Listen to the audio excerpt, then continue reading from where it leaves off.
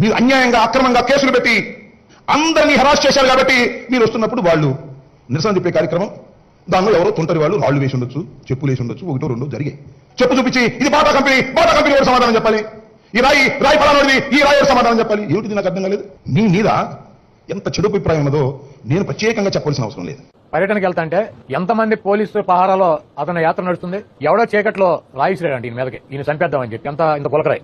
ఈయన పౌరమా పెట్ట గులకరాయి పెట్టి కొడితే పోటాకి ఎవడిసురుతాడు? పక్కింటి హీరోని తీసుకొచ్చి అదాలం ఎక్కాలని చూస్తున్నావు కాబట్టి నీ దాలుకి ఎవడు ఇసుకుంటాడు. ఆయన పార్టీ కార్యకర్తలతో గులకరాళ్ళు ఎంచుకోవడం, కసి కోపంతో వాళ్ళు తిరుగుబాటు చేస్తున్నారు.